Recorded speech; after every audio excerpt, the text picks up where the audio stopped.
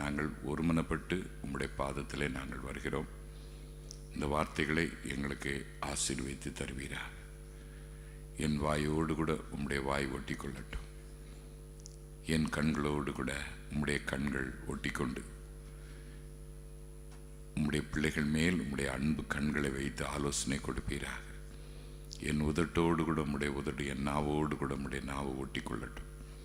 எனக்கு பேச தெரியாது, நான் திக்குவாயன் மந்தனாவிடவன், எனக்கு திறமை கிடையாது, படிப்பறிவு கிடையாது. ஆனால் கல்விமானின் ஞானத்தை அடிமைக்கு நீ தந்து உம்முடைய பிள்ளைகளுக்கு வார்த்தைகளை பேச வைத்து அந்த வார்த்தைகளின்படி ஜீவிக்க உம்முடைய பிள்ளைகளுக்கு வேண்டிய கிருபைகளை நீர் கட்டளையிடுவீராக. எல்லா துதிக்கான மகிமையெல்லாம் உங்களுக்கு செலுத்துகிறோம். இயேசுவின் மூலமாய் கேட்டுக்கொள்கிறோம் ஜீவனுள்ள பிதாவே, ஆமென். சத்தமாய் ஒரு ஆமீன் சொல்வோம். எண்ணாகமம் 14வது அதிகாரம் 9வது வசனத்திலே, கர்த்தருக்கு விரோதமாக மாத்திரம் கலகம் பண்ணாதிருங்கள். அந்த தேசத்தின் ஜனங்களுக்கு நீங்கள் பயப்பட வேண்டியதில்லை. அவர்கள் நமக்கு இரையாவார்கள். அவர்களை காத்த நிழல் அவர்களை விட்டு விலகி போயிட்டு கர்த்தர் நம்மோடு கூட இருக்கிறார். அவர்களுக்கு பயப்பட வேண்டியதில்லை என்றார்கள். துன்மார்க்கரை காத்த நிழல் பிசாசின் நிழல். இன்றைக்கு உலகத்தில் இருக்கிற துன்மார்க்கர்களை ஒரு நிழல் காத்து கொண்டிருக்கிறது. அவர்களுக்கு கொடிய வியாதி வந்தாலும் அவர்கள் மரணம் அடைய மாட்டார்கள். ஒரு தேவ பிள்ளையை அவர்கள் துன்பப்படுத்தி கொண்டிருப்பார்கள் என்றால் அவர்களுக்கு கொடிய நோய் வந்தாலும் அவர்கள் மரணம் அடைய மாட்டார்கள். அவர்கள் இருந்து கொண்டே செயல்பட்டு கொண்டிருப்பார்கள். ஆனால் காத்த நிழல் அகன்று போகிற வரைக்கும் அவர்கள் ஒரு பெரிய ராட்சசர்களைப் போல இருந்தார்கள். நீங்கள் பார்க்கும் பொழுது உங்களுக்கு தெரியும், அந்த அதிகாரத்தை நீங்கள் வாசித்திருப்பீர்கள். அவர்கள் ஒரு பெரிய ராட்சசர்களைப் போல இருந்தார்கள். ஆனால் நிழல் போன பின்பு அவர்கள் பலனற்றவர்களாக மாறிவிட்டார்கள். அது பிசாசின் நிழல். அப்படி என்றால் அந்த நம்மை காக்கிறதான உன்னதமானவரின் நிழல் நம்மை விட்டு சில நேரத்திலே அகன்று போனது போல காட்சி அளித்தாலும் அது அகலவில்லை. கர்த்தருக்கு ஸ்தோத்திரம். அப்படி என்றால் சில நேரத்தில் பிசாசின் நிழலின் மூலமாக ஜனங்கள் நம்மை உத்தரவுப்படுத்தும் பொழுது நாம் தோற்றது போல தெரியும். நம்மை விட்டு கர்த்தர் விலகிவிட்டாரோ, அப்படி என்றால் அவர்கள் மூலமாக நாங்கள் கொடுமைப்படுத்தப்படுவது உமக்கு இஷ்டமோ, உமக்கு சந்தோஷமா, நான் வேதனைப்படுவது உமக்கு இஷ்டமா, அப்படி என்று நாம் யோசிப்போம். ஆனால் அது இஷ்டமில்லை. அது ஒரு குறிக்கப்பட்ட காலம் வரைக்கும் அந்த நிழல் அவர்களை பாதுகாக்கிறது. கர்த்தருக்கு ஸ்தோத்திரம். அப்படி என்றால் அது ஒரு அந்த நேரத்தில் நம்ம என்ன ஃபீல் பண்ணுறோம்? ஒரு செத்தவனை போல ஒதுக்கப்பட்ட நிலைமை, நம் தன்னந்தனியாக இருக்கிறதான ஒரு நிலைமை, எல்லாராலும் கைவிடப்பட்டதான ஒரு நிலைமையிலே நாம் காணப்படுகிறோம். அந்த நேரத்திலே பிசாசு பயங்கர குக்கரிப்பு. ஆகா, நான் செய்ததான இந்த காரியத்தின் நிமித்தமாக இவன் தளர்ந்து போய்விட்டான், இவன் அழிந்து போய்விட்டான், இவனுக்கு நான் கொடுத்த வியாதியின் மூலமாக இவன் எழும்ப போவது கிடையாது என்று சொல்லி குக்கரித்து கொண்டிருக்கிறான். ஒரு இயேசபேல். அந்த நேரத்திலே நாம் செய்ய வேண்டிய காரியம் என்ன? அவருடைய பலத்த கரத்திற்குள் அடங்கி இருக்க வேண்டும். அது சில நேரத்தில் கிரியை செய்யாத கரமாக இருக்கும், சில நேரத்தில் ஓங்கும். பெதஸ்தா குளத்திலே ஒரு சில நேரத்திலே தூதர் வந்து அந்த குளத்தை கலக்குவான். எப்பொழுதும் கலக்க மாட்டான். அந்த குளத்தை கலக்கும் பொழுது யார் முதலில் இறங்குகிறார்களோ அவர்கள் சுகமடைவார்கள். அதை போல எலியாவினுடைய வாழ்க்கையை பாருங்கள். ஒரு ஏசபேல் ஒரு பயங்கர நிழலாயிருந்தாள், ஒரு துன்மார்க்க ஸ்திரீ. அந்த துன்மார்க்க ஸ்திரீ எலியாவை, அவ்வளவு பெரிய அற்புதங்களை செய்த அந்த எலியாவை அழிக்க வேண்டும் என்று நினைக்கும் பொழுது அவன் போய் ஒரு இடத்திலே தன்னை மறைத்து கொண்டான். அந்த வசனத்தை வாசித்தால் உங்களுக்கு தெரியும். இன்றைக்கு ஏசாயா தீர்க்கதரிசியின் புஸ்தகத்தில் 26வது அதிகாரம் 20வது வசனத்திலே, சத்துருக்கள் அவர்கள் மேல் நிழலிட்டு தேவ பிள்ளைகளை துன்பப்படுத்தும் பொழுது அவருடைய சினத்தை, அவருடைய கோபத்தை அதிகரிக்கிறான். ஒரு நேரத்திலே அவர்கள் பரிதாபப்படுவார்கள் நம்மை பார்த்து. ஆனால் அடுத்த நிமிஷத்திலே யாரோ வந்து சில காரியங்களை சொல்லிவிட்டு நமக்கு விரோதமாக எரிச்சல் அடைவார்கள். அது சினம். அந்த சினம் கடந்து போகும் வரைக்கும் கர்த்தருடைய பிள்ளைகள் எங்கே இருக்க வேண்டும்? வாசியுங்கள். ஏசாயா தீர்க்கதரிசியின் புஸ்தகத்திலே 26வது அதிகாரம் 20வது வசனத்திலே நாம் பார்க்கிறோம். வாசியுங்கள். என் ஜனமே, என் ஜனமே, நீ போய் உன் அறைக்குள்ளே பிரவேசித்து. உன் அறைக்குள்ளே. அப்பா, யாருடைய ஜனம் கஷ்டப்படுகிறதுனால்? கர்த்தருடைய ஜனம். என் ஜனமே, நீ போய் அறைகளுக்குள்ளே பிரவேசித்து வாசிங்க. உன் கதவுகளை உன் கதவுகளை பூட்டிக்கொள். ஏனென்றால் எந்த நேரத்திலும் எந்த சத்துரு எந்த வழியாக வருவான் என்று தெரியாது. அப்படி என்றால் ஆண்டவர் இயேசு நமக்கு கற்றுக் கொடுத்த ஒரு காரியம், நீ அறை வீட்டுக்குள்ளே போய் கதவை பூட்டிக்கொண்டு ஜெபி. அப்படிதான் நம்முடைய ஜெப வாழ்க்கை ஒரு தனிப்பட்ட ஜெப. வெளியே பார்க்கும்படியாக நீ ஜெபிக்க வேண்டிய அவசியம் இல்லை. அறை வீட்டுக்குள்ளே போ, கதவை பூட்டிக்கொள். அப்படி என்றால் சத்துருனுடைய சினம் எப்பொழுதும் நம்முடைய வாழ்க்கையிலே நம்மை அழிக்க நின்று கொண்டே இருக்கிறது. இப்போ இந்த வசனத்தை வாசிங்க. என் ஜனமே நீ போய் உன் அறைகளுக்குள்ளே பிரவேசித்து உன் கதவுகளை பூட்டிக்கொண்டு சினம் கடந்து போகும் மட்டும் கொஞ்ச நேரம் தான் ஒளிச்சுக்கோ. சினம் கடந்து போக மட்டும். உனக்கு விரோதமாய் சத்துருவனுடைய நிழல் மனிதர்களை தூண்டி விடும் பொழுது நீ உன்னை காண்பிக்காதே, ஒளித்துக் கொண்டிரு. ஒரு சவுலின் மேல் பிசாசின் நிழல். அந்த நேரத்திலே தாவீதே நீ குகையிலே ஒளித்துக்கொள். சினம் ஒளிந்து போக மட்டும் நீ அறைகளிலே ஒளித்துக்கொள். வாசிக்குமா? அந்த வசனத்தை திருப்பி வாசிங்க. நீ போய் உன் அறைகளுக்குள்ளே பிரவேசித்து உன் கதவுகளை பூட்டிக்கொண்டு சினம் கடந்து போக மட்டும் கொஞ்ச நேரம் ஒளித்துக்கொள். ஒளிச்சுக்கிட்டு இருக்கீங்களா? அப்ப தாவீது ஒளித்துக் கொண்டான். ஆண்டவர் சொன்னபடி நீ அங்கே போய் ஒளித்துக்கொள். சவுலுக்கு தப்பி நீ ஒளித்துக்கொள். அருமையான கர்த்தருடைய பிள்ளைகளே, எலியா அவனை அறியாமல் ஏசபேலுக்கு பயந்து சூறைச்செடி, அதுதான் அறை, கர்த்தர் நமக்கு குறிப்பிட்டதான அறை, அதுக்குன்னு ஒரு பெரிய லாட்ஜ் எடுத்து ஏசி ரூம் போட்டு உனக்கு கொடுப்பான்னு நினைக்காத. சில அறைகளை கர்த்தர் உனக்காக ஒழுங்கு பண்ணுகிறார். அப்படி என்றால் எலியா படுத்து கொண்டது சூறைச்செடியின் நிழல். இதை குறித்து நாம் விவரமாக சில காரியங்களை நாம் பார்க்க போகிறோம். சூறைச்செடியின் நிழலிலே போய் அவன் படுத்துக்கொண்டான். அவன் படுத்துக்கொண்டது என்ன காரியம் தெரியுமா? சில நேரத்தில் நம்மளை அறியாமல் இப்படிப்பட்ட சூழ்நிலையில் பயமும் திகிலும் வரும் பொழுது, போதும் ஆண்டவரே என் ஆத்மாவை எடுத்துக்கொள்ளும், நான் என் முன்னோர்களை பார்க்கலும் நல்லவன் அல்ல. அநேக தடவைகளை நாம் சொல்வது உண்டு, என் முன்னோர்களை பார்க்கலும் நான் நல்லவன் அல்ல, நான் மோசமானவன், உலகத்தில் இருக்கிறதுக்கு தகுதி இல்லாதவன், லாயக்கற்றவன் சில நேரத்தில் பிதற்றுவோம். எலியா அப்படிதான் பிதற்றினான். போதும் ஆண்டவரே என் ஆத்மாவை எடுத்துக்கொள்ளும் என்று சொல்லி அது சினம் கடந்து போகும் மட்டும் எலியா சூறைச்செடி என்கிறதான ஒரு அறையை செலக்ட் பண்ணினான். அது என்ன நிலம்? அது அப்படி என்றால் சூறைச்செடி என்றால் வனாந்திர பகுதியிலே அந்த ஒரு இடம்தான் ஒரு அறையை போல அவனை பாதுகாக்கிறதான ஒரு அறையை போல ஒரு சூறைச்செடி இருந்தது. கர்த்தருக்கு ஸ்தோத்திரம். சினம் என்பது பிசாசுக்கு மாத்திரம் சினம் வந்தது என்று யோசிக்க கூடாது. நம்முடைய கர்த்தருக்கும் ஆண்டவருடைய பிள்ளைகளுக்கு விரோதமாக சினம் வரும். யோனாவை பார்த்து கர்த்தர் சொன்னார், நீ போய் மகா நகரமாகிய நினிவேயிலே பிரசங்கம் பண்ணு என்று சொல்லும் பொழுது அவன் தப்பி எங்கே போனான்? தர்ஷீஷுக்கு ஓடி போனான். ஓடி போகும் பொழுது ஆண்டவருக்கு சினம் வந்தது. அது வரைக்கும் யோனாவின் மேல். சில நேரத்தில் சினம் என்பது பிசாசுக்கு மாத்திரம் வரும் என்று யோசிக்க கூடாது. கர்த்தருக்கும் நம்மேல் சினம் வரும், கர்த்தருக்கும் நம்மேல் கோபம் வரும். சில நேரத்தில் நம்ம பெத்த தகப்பன் பிள்ளைகளுக்குள்ள தகராறு வரும் பொழுது தகப்பன் சொல்லலாம், போடா என் மூஞ்சில முழிக்காத, தொலைஞ்சு போ, என் மூஞ்சில வரக்கூடாது, என் எதுக்க வராத, உன்னை பார்த்தா எரிச்சலா இருக்கு அப்படின்னு நம்ம பெத்த தகப்பன் சில நேரத்தில் சொல்லுவார் தெரியுமா? ஆனால் ஒரேடியாக ஒளிஞ்சு போ அப்படிங்கிறதுக்காக இல்லை. அந்த நேரத்தில் அவருக்கு கோபம், அந்த நேரத்தில் அவருக்கு சினம், அந்த நேரத்தில் தகப்பா அதை தான் சொல்ல முடியும். போ என் மூஞ்சில முழிக்காத, உன்னை பார்த்தாலே எரிச்சலாக இருக்கு, எனக்கு விரோதமாக எப்பொழுதும் பண்ணிக்கிட்டு, இப்படி சொல்லுவாங்க இல்லையா? அதே போல சில நேரத்தில் யோனாவை பார்த்து கத்துச்சா, போ, அதுக்கு என்ன? அதற்கு ஒரு அறையை ஆயத்தப்படுத்தி இருந்தார். அதுதான் மீனின் வயிறு. ஒரு மீனுக்குள்ளே யோனா சென்றான். அது ஒரு கடினமான பாதை. கடல் அலைகள் என்னை சுற்றி கொண்டது, கடல் பாசி என்னை சூழ்ந்திருக்கிறது. கர்த்தர் பார்க்க முடியாதபடிக்கு கர்த்தர் முகத்தை மறைச்சு பார்க்கிறாரு. இவனுக்கு முகத்தை பார்க்க மாட்டேன். இவன் கீழ்ப்படிதல் எப்பொழுது வருகிறதோ, என்னுடைய வார்த்தைக்கு எப்பொழுது கீழ்ப்படுகிறானோ அப்பொழுது நான் அவனை விடுவிப்பேன். அது வரைக்கும் என் சினம் கடந்து போகும் மட்டும் அவன் அறையிலே ஒளிந்து கொள்ள வேண்டும். சில நேரத்தில் தேவ பிள்ளைகளுக்கு அப்படிப்பட்ட காரியத்தை கட்டளையிட்டார். யார் மேலெல்லாம் கர்த்தருக்கு சினம் வந்தது, யாருக்கெல்லாம் கர்த்தர் முகத்தை மறைத்தார் என்று பார்க்கும் பொழுது, குமாரன் மேல் பிதாவுக்கு சினம் வந்தது.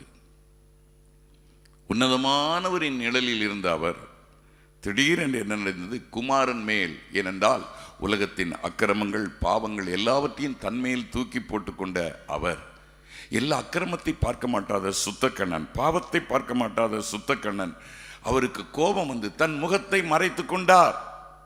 அது பிதாவின் சினம், அது குமாரனின் மேல் வைத்த சினம். அந்த சினத்தின் அதற்கு அத்தாட்சியாக அவர் ஒரு அறையிலே ஒளிந்து கொண்டார். அதுதான் கல்லறை. அது ஒரு அறை. சினம் கடந்து போகும் மட்டும் உன் அறையிலே உன்னை ஒளித்துக்கொள். சினம் கடந்து போகும் மட்டும் யோனாவே மீனின் வயிறு என்கிறதான அறைக்குள்ளே ஒளித்துக்கொள்.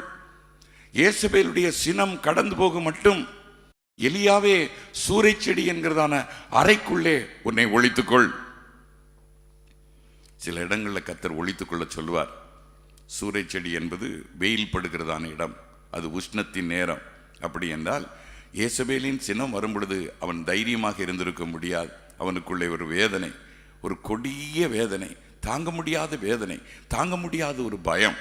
மீனின் வயிற்றுக்குள்ளே இருப்பது ஒரு தனிமையின் அனுபவம், அது அறையின் அனுபவம், அது ஒரு தாங்க முடியாத வேதனை, மூச்சு விட திணறுகிறதான, அடுத்த நிமிஷம் நான் பிழைப்பேனோ பிழைக்க மாட்டேனோ என்கிறதான நிலைமை. சிலருடைய வாழ்க்கையிலே சினம் கடந்து போக மட்டும் நம்முடைய வாழ்க்கையிலே நம்பிக்கை போய்விடும், அதைரியம், அவிசுவாசம். நான் இனிமேல் இந்த உலகத்தில் இருப்பேனோ இருக்க மாட்டேனோ, இதோடு கூட என்னுடைய வாழ்க்கை முடிந்து விட்டதோ என்று யோசிப்பாய். குமாரன் மேல் பிதாவின் சினம் வரும் பொழுது, என் தேவனே என் தேவனே ஏன் என்னை கைவிட்டீர், உடனே சினம் அகன்றதா? இல்லை இல்லை, கல்லறை என்கிறதான அறைக்குள்ளே தன்னை ஒழித்து கொண்டார். என் ஆண்டவர் இயேசு கிறிஸ்து, கர்த்தருடைய பரிசுத்த நாமத்துக்கு ஸ்தோத்திரம். அப்படி என்றால் தேவ பிள்ளைகளின் மேலும் கர்த்தருடைய சினம் வரும் பொழுது உன்னதமானவர் தன்னுடைய மறைவை விட்டு விலக்குகிறார். அதான் வேதத்திலே நாம் பார்க்கிறோம். இமைப்பொழுது உன்னை நான் கைவிட்டேன், ஆனால் அப்படியே தள்ளிவிடுகிற தேவன் அல்ல, மகா இரக்கங்களால் உன்னை நான் சேர்த்துக்கொள்வேன். நல்லா கவனிச்சுக்கிடுங்க. இந்த இடத்துல பார்க்கும் பொழுது உன்னதமானவரின் முகம் மறைக்கப்பட்ட பின்பு எவ்வளவு தூரம் அவருடைய வாழ்க்கை பாதிக்கப்பட்டதோ அவ்வளவு அதிகமாய், எவ்வளவு அதிகமாய் என் ஆண்டவர் சிறுமைப்பட்டாரோ அந்த சிறுமைக்கேற்ற பலனை இரட்டிப்பாய் கர்த்தர் கொடுத்தார். அப்படின்னா முகம் மறைக்கப்பட்ட பொழுது, நான் எப்பொழுதும் ஒரு சரித்திரம் சொல்ல, இந்த டிவி ப்ரோக்ராம் உலகம் இன்னும் வந்து கொண்டிருக்கிறபடினாலே தயவுசெய்து பொறுத்துக் கொள்ளுங்கள், மற்றவர்களும் இதை பார்க்க வேண்டும். ஒரு அருமையான போதகர் ஒருவர் இருந்தார். உங்களுக்கு தெரியும் இந்த சரித்திரம், புதிதாக வந்தவர்களுக்காக நான் சொல்கிறேன். ஒரு நாள் அவருடைய ஊழியம் கொடி கட்டி பறந்தது. இதை பார்த்துதான சபை விசுவாசிகள் சிலர் எப்படியாவது இவர் பேரை கெடுக்க வேண்டும் என்று சொல்லி ஒரு பெண்ணை ஏற்பாடு பண்ணி அவள் கையிலே ஒரு குழந்தையை கொடுத்து, நீங்கள் போய் கூட்டம் நடத்தி கொண்டிருக்கும் பொழுது போதகருக்கு விரோதமாக இப்படி சொல்ல வேண்டும் என்று சொல்லிவிட்டார்கள். அந்த பெண்ணும் அவர்கள் கற்பித்தபடி அந்த பிள்ளையை எடுத்துக்கொண்டு வந்து அந்த கூட்டத்தின் நடுவிலே, இந்த பிள்ளைக்கு தகப்பன் நீர்தான், இதற்கு என்ன பதில் சொல்லுகிறீர் என்று கேட்ட உடனே போதகர் திகைத்தார். அவரால் ஒன்றும் சொல்ல முடியவில்லை. அந்த நேரத்திலே பிதாவின் முகம் மறைக்கப்பட்டது. இமைப்பொழுது மறைக்கப்பட்ட, சில நேரத்திலே பாவம் செய்யாமலே, குற்றம் செய்யாமலே கர்த்தருடைய முகம் சில நேரத்திலே மறைக்கப்படுகிற ஒரு அனுபவம். உன்னதமானவரின் நிழல் நம்மை விட்டு அகன்று போகிறதான அனுபவம், கைவிடப்பட்டதான ஒரு அனுபவம். மீனின் வயிற்றுக்குள்ளே பயமும் திகிலும் இருக்கிறதான அறைக்குள்ளே ஒளித்து கொள்கிறதான அனுபவம். சூறைச்செடியின் அனுபவம், ஒளித்து கொண்டு பயமும் திகிலும் ஏற்படுகிறதான ஒரு அனுபவம். ஒரு சிலுவையின் பாடு மரணத்திலே கல்லறையிலே தன்னை மறைத்து கொண்டு அறைக்குள் மறைத்துக்கொள், சினம் கடந்து போக மட்டும் அறைக்குள்ளே ஒளித்து கொண்டிரு. அப்படிப்பட்ட நேரம், அப்படிப்பட்ட சூழ்நிலையில் இந்த போதகர் தள்ளப்பட்டார். அவருக்கு என்ன செய்ய வேண்டும் என்று தெரியவில்லை. சபை விசுவாசிகள் கேட்டார்கள், என்ன சொல்லுகிறீர், இவர்கள் குற்றச்சாட்டுக்கு என்ன சொல்லுகிறீர்? வேற ஒன்றும் சொல்லலை. அந்த பெண்ணை கூப்பிட்டார், பிள்ளையை எடுத்துக்கொண்டார், ஒரு வீட்டை எடுத்தார். 7 வருஷம் அவருடைய ஊழியம் தடைப்பட்டது. 7 வருஷம் விசுவாசிகள் வரவில்லை அவரை தேடி. 7 வருஷம் பிதா கைவிட்டது போல இருந்தது. இயேசுவை 7 வருஷம் கர்த்தரும் கைவிட்டது போல ஒரு சூழ்நிலை. அந்த நேரத்தில் 7 வருஷம் கழித்து அந்த பெண்ணுக்கு குஷ்டரோகம் வந்தது. அவளை காத்த நிழல் அவளை விட்டு அகன்று போயிற்று. அதுவரைக்கும் அவளுடைய பேச்சு எடுபட்டது, அவருடைய கிரியைகள் எடுபட்டது, அவருடைய சொற்கள் எடுபட்டது. இப்பொழுது என்ன நடந்தது? அவருடைய செயல் இழந்து போய்விட்டாள். தலை முதல் கால் வரைக்கும் குஷ்டம். அப்பொழுதுதான் உன்னதமானவரின் நிழல் இந்த போதகருக்குள்ளே வந்தது. உடனே அவள் ஓடினாள். ஓடி சபையின் நடுவிலே சொன்னாள், இந்த போதகருக்கு விரோதமாக பொய்யான குற்றச்சாட்டுகளை சொல்லும்படி இவர்கள் ஏவினார்கள். அதற்கு நான் ஒப்பு கொடுத்தேன். இன்றைக்கு இதனுடைய பலன் இதுதான். 7 வருஷம் அவரோடு கூட இருந்திருக்கிறேன். அவருடைய விரல் நுனி கூட எனக்கு என்மேல் பட்டது கிடையாது. அவருடைய விரல் நுனி கூட என்மேல் பட்டது கிடையாது. அவ்வளவு அருமையான பரிசுத்தவானுக்கு விரோதமாக நான் எழுந்தபடியினாலே என்னை காத்த பிசாசின் நிழல் போய்விட்டது. அவர் மேல் உன்னதமானவரின் நிழல் இறங்கி வந்தது. அப்படின்னா 7 வருஷம் அல்லாவிட்டால் சில வருஷங்கள் சூறைச்செடி என்கிறதான அறைக்குள்ளே, 3 நாட்கள் மீனின் வயிறு என்கிறதான அறைக்குள்ளே, கல்லறி என்கிறதான அறைக்குள்ளே கர்த்தர் ஒளித்து கொள்ள சொல்லுகிறார். பிசாசால் வந்த நிழல் மாத்திரமல்ல, கர்த்தர் நம்மேல் வந்த கோபம். அதனுடைய அர்த்தம் என்ன? 7 வருஷம் கர்த்தர் இவருக்கென்று ஒன்றை ஆயத்தப்படுத்தினார். தேவன் தம்மிடத்தில் அன்பு கூறுகிறவர்களுக்கு ஆயத்தம் பண்ணினவைகளை கண்கள் காணவில்லை, காதுகள் கேட்கவில்லை. இவர் என்ன நினைத்தார்? கர்த்தர் ஒன்றை மறைவிடமாக வைத்து ஆயத்தம் பண்ணி கொண்டிருக்க. என் பிள்ளை அநியாயமாக குற்றத்தை சகிக்கிறான், அநியாயமாக பேச்சு வாங்குறான், அநியாயமாக அவனை வேதனைப்படுத்துகிறாங்கன்னு சொல்லி அவருக்கென்று மறைவிடங்களிலே ஒரு காரியத்தை ஆயத்தப்படுத்துகிறார். உங்களுடைய வாழ்க்கையிலும் அநியாயமாய் நீங்கள் குற்றம் சொல்லப்படும் பொழுது உனக்காக மறைவிடத்தில் ஒரு ஆசீர்வாதத்தை உருவாக்கி கொண்டிருக்கிறார். அது யாருக்கு? தம்மிடத்தில் அன்பு கூறுகிறவர்களுக்கு. அதை இப்பொழுது உன் கண்கள் காணாது, இப்பொழுது உன்னுடைய காதுகள் அதை கேட்காது. ஆனால் மறைவிடத்தில் பாருங்க, 7 வருஷம் கழித்து ஜனங்கள் விசுவாசிகள் வந்தாங்க. பாஸ்டர், ஐம் சாரி, நீங்கள் எங்களுக்கு வந்து ஊழியம் செய்யுங்கள். அவர் வந்து ஊழியத்தை செய்ய ஆரம்பித்தார். 7 வருஷம் கிடைக்காத ஆத்துமாக்களை டபுளாக கர்த்தர் அவருக்கு திருப்பி கொடுத்தார். அதுதான் தேவன் ஆயத்தம் பண்ணினவைகள். கொஞ்சம் கர்த்தருடைய முகம் மறைக்கப்பட்டாலும் கர்த்தர் சொல்றாரு, நீ கொஞ்ச நேரம் போய் ஒளித்து கொண்டிரு, முட்செடியில ஒளித்து கொண்டிரு, சூறைச்செடிக்குள்ள ஒளிச்சு கொண்டிரு, மீனின் வயிற்றுக்குள்ள ஒளிச்சு கொண்டிரு, கல்லறைக்குள்ள ஒளிச்சு கொண்டிரு. உன்னை காட்டாத தாவீதே, குகையில ஒரு அறையில உன்னை ஒளித்துக்கோ. சவுலுடைய சினம் கடந்து போகும் வரைக்கும் உன்னை ஒழித்து கொண்டிரு.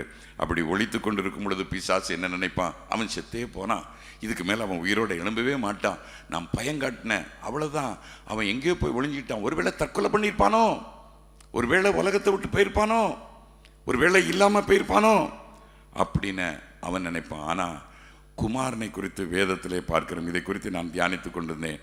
கல்லறைக்கு போய் விட்டார், கல்லறைக்கு போய் படுத்திருக்கிறார். ஆனால் அவருடைய ஆவி, அவருடைய ஆத்துமா இளைப்பாறவில்லை. பிசாசு அறியாத ஒரு காரியத்தை அவர் செய்து கொண்டிருக்கிறார். இது பிதாவுக்கும் குமாரனுக்கும் மாத்திரம்தான் தெரியும். என்ன தெரியுமா? பூமியின் தாழ்விடங்களிலே அவர் இறங்கினார், கீழே போயிட்டார். அங்கே காவலில் இருக்கப்பட்ட பரிசுத்தவான்களுக்கு பிரசங்கம் பண்ண. இது பிசாசுக்கு தெரியாது. இவர் மறைத்து கொண்டிருக்கிறார் என்று யோசித்தார். ஆனால் அந்த நேரத்திலும் விடாத ஊழியம் என் இயேசுவுக்கு வந்தது. சில நேரத்தில் நம்ம மறைச்சு கொண்டிருக்கும் பொழுதும் நம்முடைய சாட்சி ஒரு ஊழியமாய் மாறுகிறது. மோசையை பார்த்து கர்த்தர் சொல்கிறார், உன் பாட்டே உனக்கு சாட்சி, நான் உனக்கு கொடுத்திருக்கிற பாட்டே உனக்கு சாட்சி. அப்படின்னா சில நேரத்தில் நம்முடைய கிரியைகள், நம்முடைய செய்கைகள் சாட்சியாக மாறுகிறது. அப்படிதான் கிறிஸ்துவும் காவலில் இருக்கப்பட்ட ஆவிகளுக்கு போய் பிரசங்கம் பண்ணி சிறைப்பட்டவர்களை தனக்குள்ளே சிறையாக்கி உன்னதத்திற்கு அவர்களோடு கூட ஏறினார். அப்போ 3 நாள் கழிச்சு வந்து பிசாசு பார்க்குறான், காவலில் இருக்கப்பட்ட பரிசுத்தவான்களுடைய ஆவி எங்க போனது? ரகசியமா இத்தனை வேலையை செஞ்சிருக்கிறாரே கிறிஸ்து, மறைத்து கொண்டிருக்கிற நேரத்தில் இத்தனை காரியங்களை செஞ்சிருக்கிறாரே. இவர் மறைஞ்சிட்டாரு, இவர் செத்தாரு, இவர் ஒளிஞ்சாருன்னு யோசிச்சேன். ஆனா இத்தனை காரியங்களை இவர் செய்திருக்கிறார். அவன் அதிசயப்பட்டு போகிறான். அதுக்குள்ள இவர் தூக்கிட்டு மேல பறந்துட்டார் எல்லாத்தையும். அப்போ ஆவிகளுடைய ஊழிய உலகத்தில் எத்தனை காரியங்கள் நடக்கிறது பார்த்தீங்களா? நமக்காக கர்த்தர் பரிந்து பேசிக்கொண்டே இருப்பார். பாருங்க, வேதத்தில் பார்க்கிறோம், தாவீது பெலிஸ்தியரோடு கூட இருக்கும் பொழுது அவனை அமிலேக்கர் வந்து தாவீதனுடைய மனைவி, தாவீதனுடைய கொள்ளை எல்லாத்தையும் எடுத்துக்கொண்டு போய்விட்டாங்க. அன்றைக்கு அது சத்துருக்களுக்கு கொடுத்தான நிழல். அந்த நிழல்ல எல்லாம் போயிட்டுது. இப்ப பாருங்க, உன்னதமானவருடைய நிழல் இவனை விட்டு போனது போல ஒரு ஆவிகுடி. தாவீது பலன் இல்லாமல் போக மட்டும் அழுதான். அவனால் ஒன்றும் செய்ய முடியல. என்ன செய்யணும்? சில நேரத்தில் நிழல் அகலும் பொழுது, சத்துருக்கள் மேல் பிசாசின் நிழல் இறங்கும் பொழுது, நம்ம அடுத்தது என்ன செய்ய போறோம்னு நமக்கு தெரியாது. அடுத்தது திணறுவோம், கண்ணை கட்டி காட்டில் விட்ட மாதிரி இருக்கும். உங்களுடைய வாழ்க்கையில் அப்படி இருந்திருக்கிறது இல்லவா? நம்முடைய வாழ்க்கையில் அப்படி கண்ணை கட்டி, இன்னும் எதிர்காலம் எப்படி இருக்குமோ, சூனியமாக இருக்குமோ, இதோடு கூட என்னுடைய வாழ்க்கை முடித்து விடுமோ. அப்போ அந்த நேரத்தில் ஒரு சின்ன நிழல் பார்க்குறான், சின்ன நிழல். ஆண்டவரே, என் பலன் எல்லாம் போச்சு. அப்பா திடப்படுத்த உடனே கத்தர் திடப்படுத்துறாரு. தன்னை தாவீது தேவனாகிய கத்தருக்குள்ளாக திடப்படுத்தி கொண்டான். திடப்படுத்தின உடனே கத்தர் அவனுக்கு பேச ஆரம்பிக்க. அந்த நேரத்தில் கத்தர் பேசுறது 2 வார்த்தை, ஊரீம் தும்மீம். ஊரீம் தும்மீனா ஆம் அல்லது இல்லை. சில நேரத்தில் இப்படிப்பட்ட சூழ்நிலையில் ஒரே ஒரு வார்த்தை பேசுவார், போ நீ திருப்பிக் கொள்வாய். அவ்வளோதான். டீட்டெயில்டாக சொல்ல மாட்டார், எப்படி திருப்புவ, எப்படி போவ, போ நீ திருப்பிக் கொள்வாய். ஆனால் நிழல் கொஞ்சம் தான் இருக்குது. அந்த கொஞ்ச நிழலில் கர்த்தருடைய வார்த்தை வருது. அநேக தடவைகளிலே நான் என்னுடைய வாழ்க்கையில் பார்த்துருக்கிறேன், ஆண்டவரே இப்படிப்பட்ட சூழ்நிலையில் இருக்கிறேனே, இதுக்கு என்ன முடிவு? ஒன்று ஆகாது, அவ்வளோதான், ஒன்று ஆகாது, இந்த பிரச்சனை ஒன்று மேற்கொள்ளாது, நான் உன்னோடு இருக்கிறேன், அவ்வளோதான். ரொம்ப பேச மாட்டார். ஆனால் அவர் சொன்னதை நம்பி போக போக உன்னதமானவருடைய நிழல் கூடினது. அதுவரைக்கும் பிசாசின் நிழல் அமலேக்கரை அப்படி மூடிக்கிட்டு இருந்தது. இப்போ இவன் போக போக போக போக உன்னதமானவரின் நிழல் கூட கூட கூட கூட, இவன் பலன் கூட கூட கூட, இவனுடைய விசுவாசம். அப்போ அந்த உன்னதமானவரின் நிழல் வரும் பொழுது பலன் கூடுது, விசுவாசம் கூடுது, எல்லாம் கூடுது. அப்படி கூடி போகும் பொழுது அவர்கள் புசித்து குடித்து, இன்னும் ஒன்றும் இல்லை, பிரச்சனை இல்லை, இன்னும் ஒருத்தனும் வரமாட்டான்னு எதிர்பாராத விதமாக தாவீது அவர்கள் மேல் விழுந்தான். அதான் கர்த்தர் நமக்கு வைத்திருக்கிற ஆசீர்வாதம். எதிர்பார்க்கல, வந்துட்டானே, அதுக்குள்ள அடிச்சு எல்லாத்துக்கும். ஏன்னா கர்த்தருடைய நிழல் வல்லமையா இறங்குகிறது. ஆனைக்கு ஒரு காலம்னா பூனைக்கு ஒரு காலம் உண்டு இல்லையா?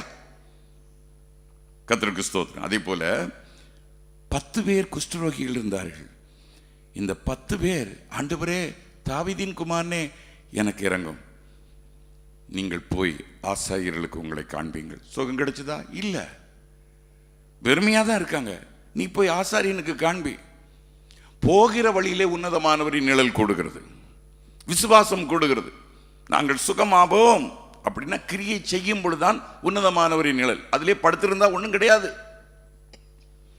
ஒரு எலியாவை பார்த்து கர்த்தர் சொன்னான், நீ போக வேண்டிய தூரம் வெகு தூரம், 2 போஜனத்தை தின்னுட்டு படுத்து கிடக்காத, எந்திரிச்சு போ. அவன் போனதுனால கர்த்தர் வேறு ஒரு அருமையான ஊழியத்தை அவனுக்கு கொடுத்தார். சில நேரத்தில் நிழலே இல்லாமல் போம்பாரு. செங்கடல் அப்படி தான் இருக்கும், அப்படியே இருக்கும், பழக்காது. போ, முன்னேறி போ. அப்போ போகும் பொழுதுதான் அற்புதம், போகும் பொழுதுதான் உன்னதமானவரின் நிழல். நீ போகாத பட்சத்தில் நீ போ, அவைகள் எல்லாம் திருப்பிக் கொள்வாய். நான் சொல்ற வார்த்தை புரியுதா? நீ போ, எல்லாவற்றையும் திருப்பிக் கொள்வாய். அவன் போகும் பொழுது பலன் கூடினது. 10 குஷ்டரோகிகள் போகிற வழியிலே சுகமானார்கள். நீ விசுவாசிக்கணும். கண்ணை மூடிட்டு குருட்டு நம்பிக்கை. கர்த்தர் எனக்கு கிணத்துல குதிக்க சொன்னாலும் குதிப்பேன், அந்த விசுவாசம் நமக்கு வரணும்.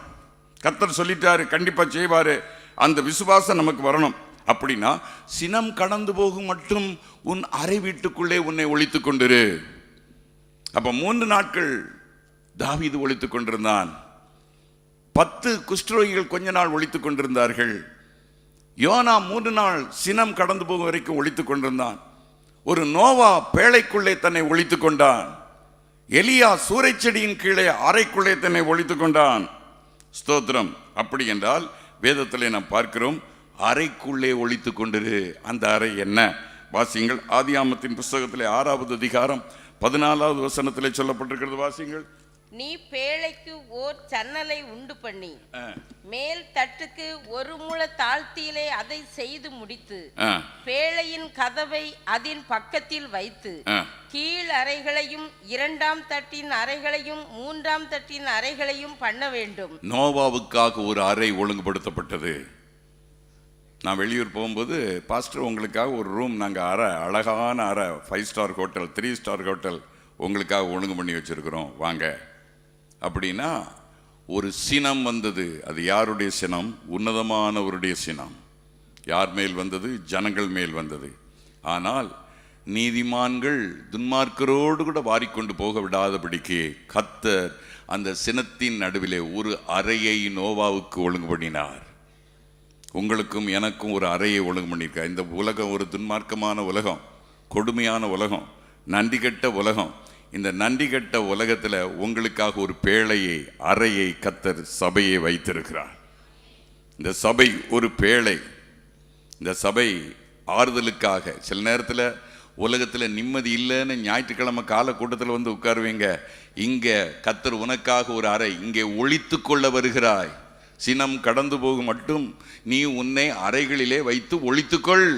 நோவா, இந்த உலகம் கோபாக்கினை இறங்கி கொண்டிருக்கிறது, ஆகவே நீ உன்னை ஒளித்துக்கொள் என்று சொல்லி உன்னை ஒளித்துக்கொள்ள சபைக்கு கர்த்தர் கொண்டு வருகிறார். இங்கே வந்து ரகசியமான வார்த்தைகள் வருகிறது. ஓ, கர்த்தருடைய வார்த்தை, நீ என்ன செய்யணும், எப்படி ஜெபிக்கணும், எப்படி துதிக்கணும், எப்படி இந்த நேரத்தில் ஆராதிக்கணும், கர்த்தர் உனக்கு கற்றுக் கொடுக்கிறார். சினம் கடந்து போகும் மட்டும்.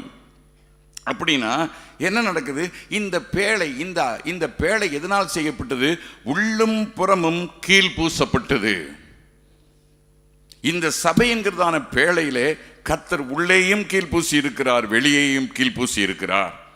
அப்ப நீ மறைத்துக் கொள்கிறதான இடம் மிகவும் பாதுகாப்பான இடம். இது லேஸ்பட்ட இடம் இல்ல, மிகவும் பாதுகாப்பான இடம். உன்னையும் என்னையும் கர்த்தர் சபைக்கு கொண்டு வந்து உள்ளேயும் புறமும் அபிஷேகம் என்கிறதான கீழ் பூசி இந்த அறைக்குள்ளே வைத்து நம்மை பாதுகாக்கிறார். எப்பொழுது? சினம் கடந்து போக மட்டும். யார் மேல்? தேவ பிள்ளைகள் அல்லாதவர்கள் மேல் சினம் இறங்கிட்டு நீதிமானோடு கூட துன்மார்க்கனோடு கூட நீதிமானை வாரிக்கொள்ள கர்த்தர் விரும்பவில்லை. ஆகவே நோவாவுக்காக ஒரு அறையை ஏற்படுத்தினார். இன்றைக்கு பரலோகத்திற்கு போவதற்கு முன்பாக நீ என்னென்ன செய்ய வேண்டும் என்பதற்காக கர்த்தர் ஒரு அறையை, ஒரு பேழையை, ஒரு சபையை கர்த்தர் உருவாக்கி இருக்கிறார். இந்த சபையிலே நீ பரலோகத்திற்கு போக வேண்டிய எல்லா காரியங்களையும் கர்த்தர் கற்றுக் கொடுத்து கொண்டிருக்கிறார். இதை நீ கை கொள்வாய் என்றால் உனக்கு ஆசீர்வாதம். இங்கே மறைத்துக்கொள். இந்த உலகத்திலே நீ உயிரோடு கூட இருக்கிற வரைக்கும் உன்னை மறைத்துக்கொள். அருமை கர்த்தருடைய பிள்ளைகளே, பாருங்க, இன்னைக்கு உலகத்தில் எந்த நேரத்தில் எந்த நேரம் மரணம் வருதுன்னு தெரியாது. நேற்று ஒரு ஃபோன் கால் வந்தது. பாஸ்டர், இன்னைக்கு வேலைக்கு போகலையாமான்னு கேட்டேன். அவங்க சொன்னாங்க, எங்கள் ஆஃபீஸில் ஒரு மரணம் நடந்து விட்டது. என்ன மரணம்? 30 வயது நிரம்பினதான வாலிபர், வேலையை ரொம்ப துரிதமாக செய்கிறவர், பொறுப்பாக செய்கிறவர் மரணம் அடைந்து விட்டார். எப்படின்னு கேட்டேன். 30 வயசு வாலிபருக்கு ஹார்ட் அட்டாக். எப்படி ஹார்ட் அட்டாக் வந்தது என்று கேட்டேன். அப்படின்னா இன்றைக்கு உலகத்தில் பிசாசு பல விதத்தில் நம்முடைய ஜீவனை எடுக்க பிரயாசப்படுறான். ஏன்னா மறைவிடத்தில் வச்சிருக்கிறத உங்களை குறித்து பிசாசுக்கும் தெரியும், கர்த்தருக்கும் தெரியும். உங்களை கர்த்தர் வல்லமையாக எடுத்து உபயோகிக்க போகிறார் என்பது பிசாசுக்கும் தெரியும், கர்த்தருக்கும் தெரியும். அதனால உன்னை எந்த விதத்திலாவது அழிக்க வேண்டுமோ அந்த விதத்தில் அழிக்கிறதுக்கு பிசாசு தருணம் பார்த்துக்கிட்டே இருக்கான். என்னுடைய வாழ்க்கை எடுத்துக்கிட்டிங்கன்னா, சின்ன பிராயத்திலேருந்து எனக்கு பிடிக்காத ஒரு வார்த்தை செத்துப்போ அப்படி இப்படிலாம் பிடிக்காது. யாருக்கு தான் பிடிக்கும்? அப்போ சின்ன வயசுலேருந்து என் காதில் கேட்டுக்கிட்டு இருந்த வார்த்தை என்ன தெரியுமா? சார்ல்ஸு செத்து போகணும், சார்ல்ஸ் ஆகணும். எங்கள் மாமா சொன்னார், எல்லாம் சொன்னார். ஒரு நாள் என்ன செஞ்சேன், அப்போ தான் ரட்சிப்புக்குள்ளே வந்திருக்கிறேன். எனக்கு மோட்டார் சைக்கிள்னால் ரொம்ப இஷ்டம், ரொம்ப பிரியம். அப்போ செங்கோட்டையில் ஒரு மோட்டார் சைக்கிள் என் கையில் கிடச்சிது. நான் மாத்திரம் தனியாக எடுத்துகிட்டு போகணுன்னு நான் ஒருத்தருக்கும் தெரியாமல் சாவியை போட்டு எடுத்துகிட்டு வந்துட்டேன். எடுத்துகிட்டு வந்துக்கிட்டு இருக்கிறேன், வேகமாக போகிறேன். எவ்வளோ ஸ்பீட் போகுதுன்னு பார்ப்பேன் அப்படின்னு இப்படி அழுத்திட்டு இப்படி பார்க்குறேன். எதுக்கு ஒரு குத்துக்கல்ல நிற்கிது. அதில் அடிச்சிருந்தேன், ஸ்பாட்லேயே அவுட்டு, சுக்கு நூறாக போயிருப்பேன். பிசாசு அதில் அழிக்கணும்னு என்ன நினச்சான். அப்படி அழிச்சிருந்தா இந்த ஆத்துமாக்களுடைய கதி என்ன ஆயிருக்கும்? ஏன்னா தேவன் என்னை கொண்டு செய்ய போகிறதை பிசாசு அறிந்து என் மேல் சினம் கொண்டான். அந்த சினம் என்னை அழிக்க வேண்டும் என்று இருந்தது. உடனே பார்த்தேன், எல்லாரும் பார்த்தாங்க, செத்தாண்டா அப்படின்னாங்க. அவ்வளோதான். என்ன செஞ்சேன் அப்படின்னா இப்படின்னா கொஞ்ச நேரத்தில் பம்பரில் அடிச்சுது. என் பம்பரில் அடிக்க வேண்டியது காலில் அடிச்சிருந்தா சுக்குநூறாக ஒரு நொறுங்கியிருப்பேன். ஆனால் அப்படியே நின்று டமால்னு ஒரு சத்தம், எல்லாரும் வெளியே ஓடி வந்தாங்க. நீங்கள் பிழைச்சது தெய்வாதீனம். நான் சொல்கிறேன், யாரோ ஒருத்தர் 30 வயசில் டக்குன்னு உயிரை விடுறாரு. நமக்கு மரணத்துக்கு ஏதுவான வியாதிகள் எத்தனையோ வந்ததே, மரணத்துக்கு ஏதுவான விபத்துக்கள் வந்ததே. சினம் கடந்து போகும் வரைக்கும் உன்னதமானவருடைய நிழல் அறைக்குள்ளே கர்த்தர் நம்மை வைத்து மூடினார். ஹல்லேலூயா. சத்துருவுடைய சினம் கடந்து போகும் வரைக்கும், அருமையான கர்த்தருடைய பிள்ளைகளே, அப்படின்னா இந்த இந்த நேரத்தில் ஏன் நமக்கு உள்ளம் புறமும் கர்த்தர் கீழ்ப்பூசி இருக்கிறார். அது ஒரு அறை, பேழை ஒரு அறை, உள்ளேயும் கீழ்பூசப்பட்டது, வெளியேயும் கீழ்பூசப்பட்டது. இப்படி நாம் பார்த்திருந்தா எத்தனையோ மரணம் என்னுடைய வாழ்க்கையில் நடக்க இருந்தது. ஒரு பாம்பு, அது உங்களுக்கு தெரியும், அது ஒரு பயங்கரமான மரணம். ஒரு மனுஷன் என்ன செய்தான், கர்த்தரால் உபயோகப்படுத்தப்படுகிற மனுஷன், இதெல்லாம் தற்சமயமா கர்த்தர் என்ன பாதுகாக்கிறாரு, தற்சமயமா நடக்குது. ஆனா கர்த்தர் ஒரு தரிசனத்தை கொடுத்தாரு. ஒரு நாள் ஒரு மலைக்காட்டுக்குள்ள போயிட்டு இருக்கும்போது ஒரு பாம்பு, நல்ல பாம்பு படையெடுத்து வருது. உடனே இவன் செத்தேன் அப்படின்னு நினைக்கும் பொழுது அந்த நல்ல பாம்பு அப்படியே தலையை கீழே போட்டு போகுது. அந்த நேரத்தில் எப்படி இந்த விபத்திலிருந்து நான் பிழைத்தேன் என்று சொல்லும் பொழுது கர்த்தர் அவனுக்கு ஒரு தரிசனத்தை காட்டினாரு. அது தலையை கீழே போட்டுட்டு போனது ஒன் செயல் இல்லப்பா, அந்த தலையை கர்த்தர் பிடிச்சாரு. இது ஆவிகளுடைய உலகத்தில் எத்தனையோ காரியங்கள், தலையை கர்த்தர் பிடிச்சாரு. திரும்பி போ அப்படின்னாரு. அதுக்கு பிறகு கர்த்தருக்கு நன்றி செலுத்த ஆரம்பி. எத்தனையோ தெரிந்தோ தெரியாமலோ எத்தனையோ விபத்துக்களின் மூலமாக உன் ஜீவனை எடுக்க வேண்டும் என்று பிசாசு முயற்சி செய்தான். அந்த நேரத்தில் உனக்கு உள்ளம் புறமும் கர்த்தர் கீழ்பூசினார். அதான் வேதத்திலே சொல்லப்பட்டிருக்கிறது, என் ஜீவன் கிறிஸ்து இயேசுவுக்குள்ளே தேவனிலே மறைந்திருக்கிறது. இன்னைக்கு உலகத்தில் பாருங்க, டக்குன்னு அடுத்த நிமிஷத்தில் யாரு சாகுறான்னு தெரியல.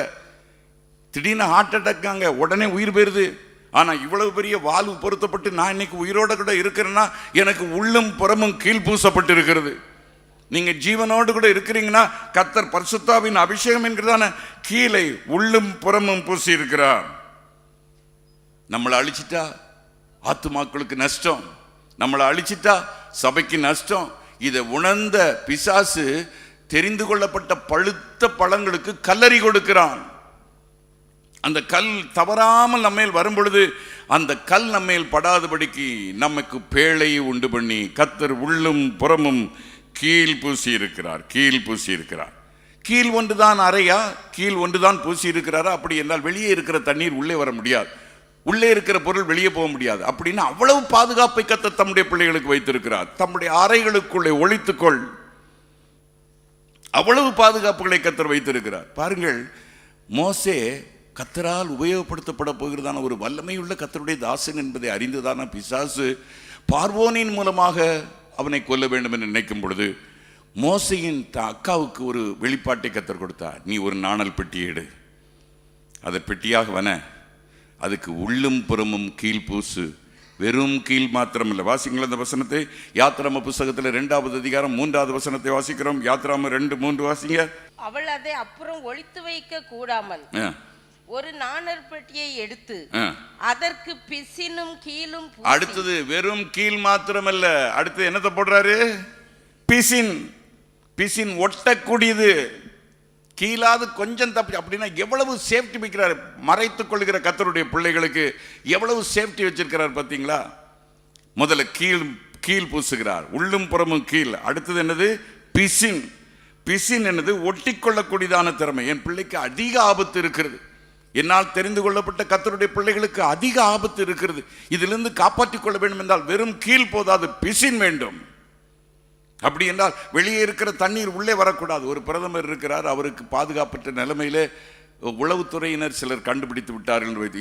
இவரை கொலை செய்ய வேண்டும் என்று தீவிரவாதிகள் நினைத்திருக்கிறார்கள் என்றால் அவர்களுக்கு 1ஆம் நம்பர் காவல், 2ஆம் நம்பர் காவல், 3ஆம் நம்பர் காவல், 4வது நம்பர் காவலை மனுஷர்கள் வைக்கிறார்கள். எத்தனையோ காவலை தாண்டிதான் தீவிரவாதிகள் அவரை கொலை செய்ய வேண்டும். அதே போல நமக்கு ஆபத்து என்பதை உணர்ந்த கர்த்தர் நமக்கு அநேக காவல்களை வைத்திருக்கிறார். முதல்ல நம்முடைய அறைகளை சுற்றிலும் என்ன பூசுகிறார்? உள்ளும் புறமும் கீழ் பூசுகிறார். 2வது என்னத்தை தடவுகிறாரு? பிசின் தைலம். அப்படின்னா பிசின் தைலம் ஒட்டிக்கொள்கிறதான ஒரு தன்மை. என்னுடைய ஆப்ரேஷன் நேரத்தில் டாக்டர்ஸ் சொல்லிட்டாங்களாம், என்கிட்ட சொன்னாங்க, அவருக்கு ஒன்றும் இல்லை, ஒரு வால்வை எடுத்துகிட்டு இன்னொரு வால்வு வைக்கிறோன்னு என்கிட்ட சொல்லிட்டாங்க. ஆனால் சிலர்கிட்ட சொல்லியிருக்கிறாங்க, இது ரொம்ப காம்ப்ளிகேஷன், இவர் பிழைக்கிறது கஷ்டம். ஏன்னா ஹார்ட்டு பீட்டையே நிறுத்திட்டு அதுக்கு பிறகு எலக்ட்ரிக் ஷாக் கொடுத்து பீட்டை துடிக்க வைக்கணும். ஒருவேளை நின்றுலாம், ஒருவேளை ஏங்கலாம். இப்போ ஒருத்தர் செத்து போனான்னா உடனே ஹார்ட்டை பம்ப் பண்ணுறாங்க இல்லையா, அதில் சில நேரத்தில் பீட் வரும், சில நேரத்தில் பீட் வராமல் போகும். இது ரெண்டில் எது வேணாலும் நடக்கணும்னு சொல்லிட்டாங்க. நான் டாக்டர்கிட்ட கேட்டேன், ஏன் டாக்டர் நான் பிழைக்க மாட்டேன்னு தானே நினச்சிங்க? அதுவும் உண்மை பாஸ்டர், அதை எப்படி முந்தியே நாங்கள் சொல்ல முடியும்? பாருங்க, அப்படிப்பட்ட ஒரு சூழ்நிலை. ஆனால் சில தரிசனம் கண்டிருக்கிறாங்க, டாக்டர்ஸ் ட்ரீட்மெண்ட் கொடுத்துட்டு இருக்கும்போது என் பாடி மூடப்பட்டிருக்குதான், அங்கே இருந்து டாக்டர்ஸுக்கு 2 தூதர்கள் ஆலோசனை கொடுத்துக்கிட்டே இருக்கிறதா கண்டாங்க. என்கிட்ட சொன்னாங்க. அப்போ இந்த இவ்வளவு பயங்கர, சிலர் டக்குன்னு உலகத்தில் உள்ளவன் செத்து போகிறான், திடீர்னு ஒரு ஹார்ட் அட்டாக்கான இறந்து போகிறான். அன்னைக்கு ஒரு கேஸை கேள்விப்பட்டேன். ஒரு மகன், அவனுடைய மகனுக்கு போன் கேன்சர், பிள்ளை, சின்ன பிள்ளை. ஆனால் அதோடு கூட ட்ரீட்மெண்ட் எடுத்து படித்து முன்னேறி வந்திருக்கான். முன்னேறி வந்து வேலையில் சேர்ந்த அன்னைக்கு செத்து போனான். எப்படி இருக்கும்? இன்றைக்கு உலகத்தில் எந்த நேரத்தில் எந்த மரணம் வருதுன்னு தெரியாது. ஆனால் கர்த்தருடைய பிள்ளைகளுக்கு மரண இருளின் பள்ளத்தாக்கில் கொண்டு போனாலும் ஒரு அறையை கர்த்தர் ஏற்படுத்தி இருக்கிறார். ஒரு அறையை கர்த்தர் ஏற்படுத்தி இருக்கிறார். உள்ளும் புறமும் கீழ் பூசுவது மாத்திரமல்ல, அதிலே பிசின் தைலத்தை ஒட்ட வைக்கிறார். இந்த பிசின் தைலம் சில நேரத்தில் நம்ம கத்தரிட்ட பிரச்சனையின் வேளையில் ஒட்ட முடியாத சூழ்நிலை வரும் பொழுது இந்த பிசின் தைலம் நம்மையும் தேவ அன்பையும் ஒட்ட வைக்கிறது. அது ஒரு அறை. அது ஒரு அறை. வியாதி நேரத்தில், பிரச்சனை நேரத்தில், தேவ பிரசனம் இழந்த நேரத்தில், ஒரு பாபிலோனிய அனுபவத்தில் நம்முடைய வாழ்க்கை தேவ பிரசனத்தை உணர முடியாது. அந்த நேரத்தில் ஜெபினா ஜெபிக்க வராது. தேவ பிரசனத்தை உணருங்க, தோத்திரம் பண்ணுங்கன்னா உதட்டளவில் தான் தோத்திரம் வரும், ஆனால் மனதளவில் தோத்திரம் வராது. எல்லாம் கண்ணை கட்டி காட்டில் விட்ட நேரம். அந்த நேரம் கர்த்தர் நமக்கு ஒரு அறையை ஏற்படுத்துகிறார். உள்ளும் புறமும் கீழ்பூசி பிசின் தைலம். பிசின் தைலம் எரேமியாவின் புஸ்தகத்தில் அழகாக சொல்லப்பட்டிருக்கிறது. வாசியுங்கள் பிசின் தைலத்தை பற்றி. 51வது அதிகாரம் 8வது வசனத்திலே சொல்லப்பட்டிருக்கிறது. எரேமியா 51வது அதிகாரம் 8வது வசனத்தை வாசியுங்கள். பாபிலோன் சடுதியில் விழுந்து அதற்காக அலறுங்கள், அதன் நோவை ஆற்ற பிசின் தைலம் பாபிலோனின் நோவை ஆற்ற பிசின் தைலம் போடுங்கள். ஒருவேளை குணமாகும். பாபிலோனிலே மக்கள் பூரா கர்த்தருக்கு விரோதமான மக்கள். ஆனால் அங்கே இருந்த கர்த்தருடைய பிள்ளைகள் தானியேல், ஷாத்ராக், மேஷாக், ஆபேத், நேகோ. இன்றைக்கு உலகம் முழுவதுமாக பாபிலோனியராக இருக்கிறார்கள். உலகம் முழுவதும் பிசாசால் நிறைந்திருக்கிறது. ஆனால் இப்படிப்பட்ட இடத்திலே ஒரு சார்ல்சாரோனை சேர்ந்ததான ஒரு சர்ச்சு, இப்படி பல சபைகள் இருக்கிறது. அங்கே சில தானியேல்கள் உண்டு, அங்கே சில சாத்ராக், மேஷாக், ஆபேத், நேகோ உண்டு. அவர்களுக்காக பிசின் தைலம் வாங்கு. பாபிலோனியர்களுக்காக பிசின் தைலம் தேவை. வெறும் கீழ் மாத்திரம் இல்லை, உள்ளும் புறமும் கீழ் பூசினால் மாத்திரம் போதாது, பிசின் தைலம். ஏனென்றால் இவர்கள் விசுவாசம் சோதிக்கப்படும் பொழுது சில நேரத்தில் சோர்ந்து போவார்கள். பிசின் தைலம் நீ விலகி போனாலும் அது வந்து ஒட்டிக்கொள்ளும். உன்னால் ஜெபிக்க முடியாது. சில காரியங்களை ஜெபிச்சு பார்த்துட்டு அப்படியே சோர்ந்து போய் என்ன வேணாலும் நடக்கட்டும், வாழ்க்கையில் செத்து போறேன், நீ யார் அடிச்சாலும் பரவாயில்ல, நீர் அடிச்சாலும் சரி, பிசாசி நிழல் அடிச்சாலும் சரி, சாகுறேன், ஆனா பிசின் தைலம் விடாது. இது அனுபவத்திலிருந்து நான் பேசுகிற வார்த்தை. இந்த பிசின் தைலம், இன்னைக்கு பிசின் தைலத்தை பெற்றிருக்கிறீங்களா? உள்ளும் புறமும் கீழ் என்கிறதான அந்த அபிஷேகத்தை பெற்றிருக்கிறீங்களா?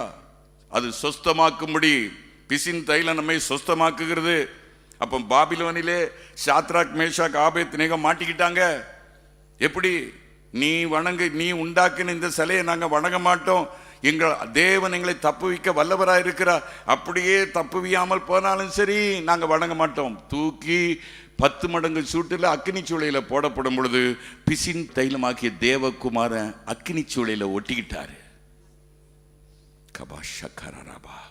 அக்கினி சூளையில் ஒட்டிக்கிட்டாரு. பார்க்குறான், என்னடா ஏதோ ஒரு பிசின் தைலம் உள்ள வந்திருக்குதே, ஏதோ ஒரு பிசின் தைலம் நெருப்புக்குள்ள இருக்குதே.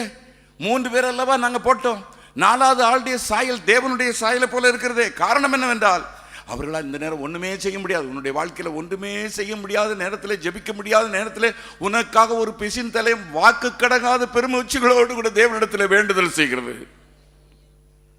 உன்னால் பரிந்து பேச முடியவில்லை, உன்னால் எதற்காக ஜெபிக்க வேண்டும் என்று தெரியவில்லை, ஆனால் வாக்கு கடங்காத பெருமூச்சுகளுள்ள ஒரு பிசின் தைலம் உன்னை ஒட்ட வைக்கிறது. அதான் எப்பக்கமும் நாங்கள் நெருக்கப்பட்டு நாங்கள் ஒடுங்கி போகிறதில்லை. கிறிஸ்துவின் அன்பை விட்டு என்னை பிரிப்பவன் யார்? யார் சொல்லுகிறது? பரிசுத்த பவுல் சொல்லுகிறார். எவ்வளவோ ஓத்திரமோ, நாச மோசமோ, பஞ்சமோ, பசியோ, உயர்வோ, தாழ்வோ கிறிஸ்துவின் அன்பை விட்டு பிரியணும்னு நினைக்கும் பொழுது ஒரு பிசின் தைலம் ஒட்டிக்கொள்கிறது. அது அறைக்கு ஒரு மோசையின் அறைக்கு பாதுகாவல். ஒரு மோசையை பாதுகாக்க உள்ளும் புறம் கீழ் மாத்திரமல்ல, சினம் ஒளிந்து போக மட்டும் அறைகளுக்குள்ளே ஒளித்துக் கொண்டிரு. நீ ஒளித்துக் கொண்டிருக்கிறதான அறை ஒரு மேலான அறை, பிசின் தைலம் போடப்பட்டதான அறை. ஒரு தானியேலை பாருங்கள், அவனுடைய வாழ்க்கையில பாபிலோனி சொஸ்தமாக்கப்படத்தக்கதாக, வேதத்தில் இந்த வார்த்தையை நல்லா புரிஞ்சுக்கிடுங்க, சொஸ்தமாக்கப்படத்தக்கதாக. அப்படின்னா தானியேல் அவனுக்கு இப்ப கை எல்லாம் முடிஞ்சது, சரி செத்தாலும் ஜாவான் அந்த முடிவுக்கு வந்துட்டான். ஆனால் என்ன செய்தது, வெளியே இருந்த பிசின் தைலம் சிங்க கபில ஓடி வந்து ஒட்டிக்கிட்டது தானியேலோடு கூட. ஸ்தோத்திரம். ஒரு இரத்த சாட்சி புஸ்தகத்தில் நான் வாசிச்சுட்டு இருக்கும்போது, பாப்போ என்கிறதான ஒரு கர்த்தருடைய தாசன், அவர் இரத்த சாட்சிகள் அல்லாவிட்டால் கம்யூனிஸ்ட்காரங்க சிறையிலேயே போடப்பட்டார். ஒவ்வொரு நாளும் சிறைச்சாலை அதிகாரிகள் அவரை வந்து அடிப்பாங்களா. ஒரு நாள் அடித்து அடி தாங்க முடியாதபடி ஆண்டவரை பார்த்து சொன்னாரா, எனக்கு இதுக்கு மேலே அடி தாங்க முடியாத ஆண்டவரே, என்னால் முடியல. அப்படிங்கும்போது திடீர்னு வலியே இல்லையா. ஆனால் சுற்றிலும் பார்க்குறாரு, போர்ச்சவர்கள் அடிச்சுக்கிட்டு இருக்காங்க, கன்னத்தில் உழுது அடி, ஆனால் வலியே இல்லை. என்னடா இது, எப்படி இந்த வலி தெரியாமல் இருக்குன்னு பார்த்தா கர்த்தர் ஒரு தரிசனத்தை காட்டுறாரு. அவரை சுற்றிலும் ஒரு மனுஷன் அணைச்சிக்கிட்டு இருக்கிறான்.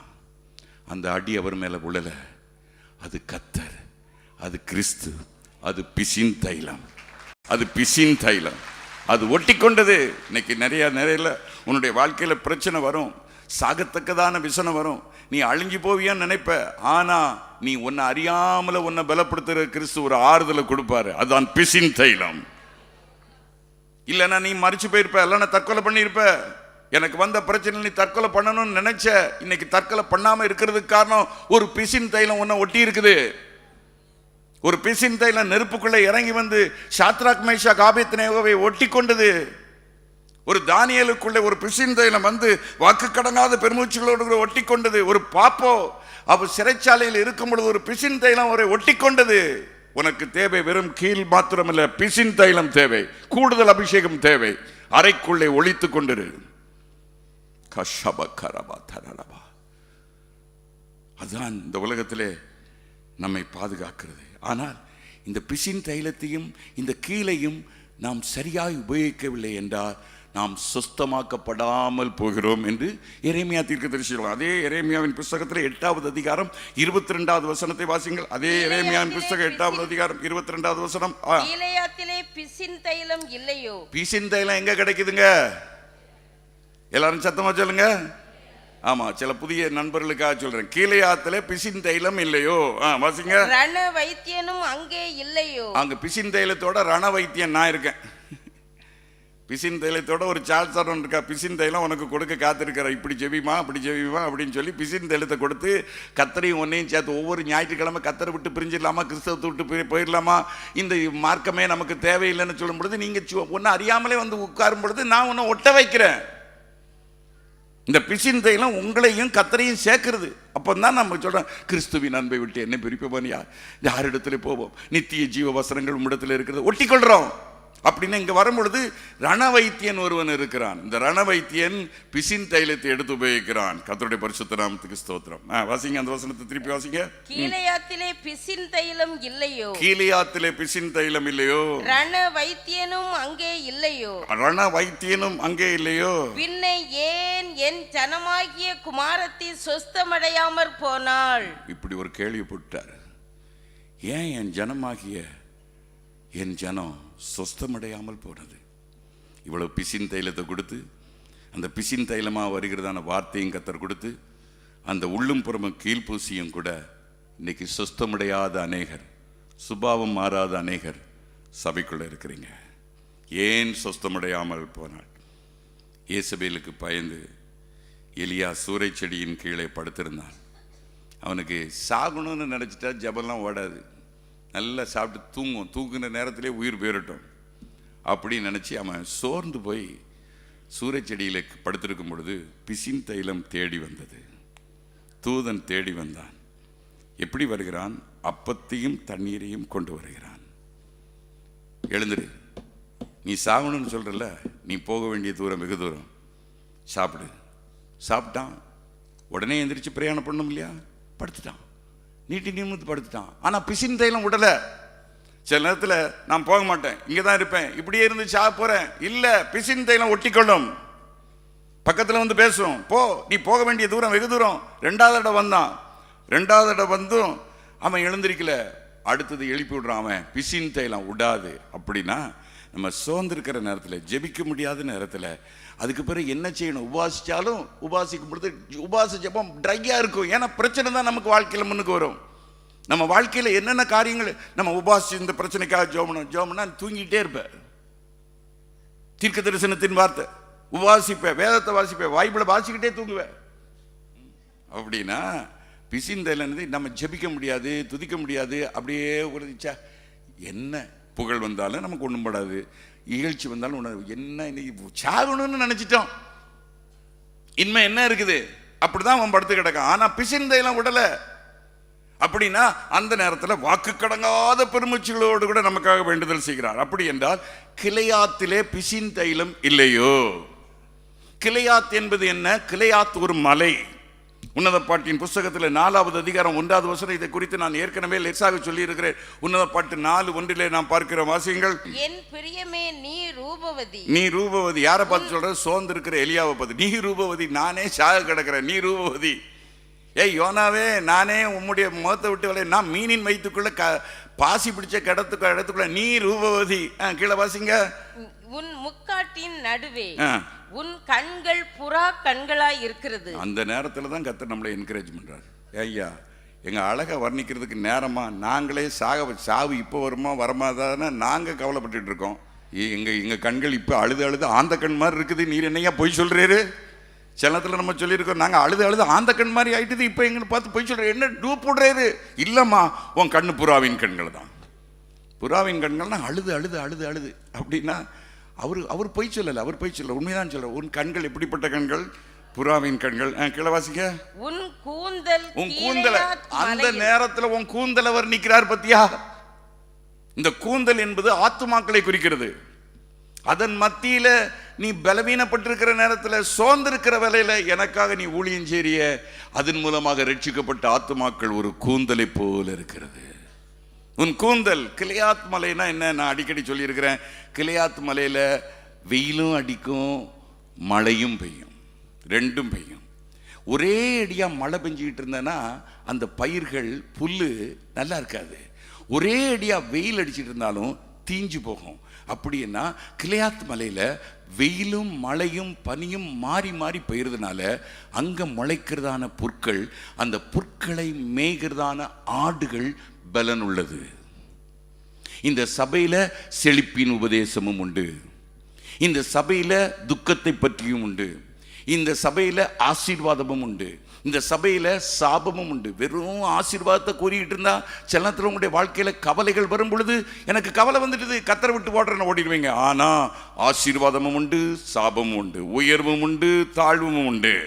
ரெண்டும் இருக்கிறதுனால தான் இந்த கிளையாத் மலையில புல் மேய்ந்ததான நீங்கள் பலமுள்ளதா இருக்கிறீர்கள்.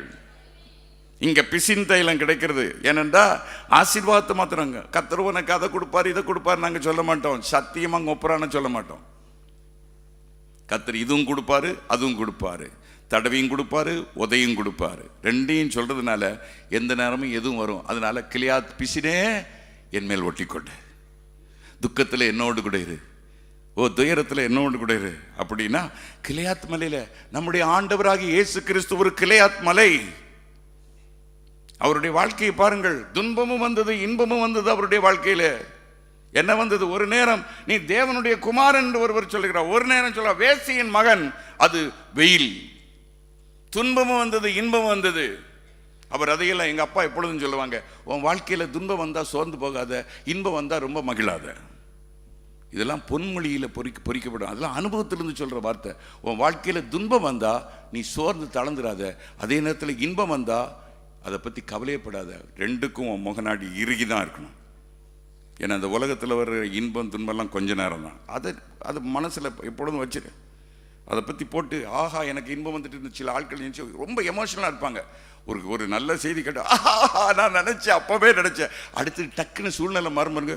எனக்கு தெரியும் ஆண்டவர் செய்ய மாட்டான்னு தெரியும். டக்குன்னு எப்போ மாறுதுன்னு தெரியாது. எப்பவும் உன் முகநாடி ஒன்று போல இருக்கணும்.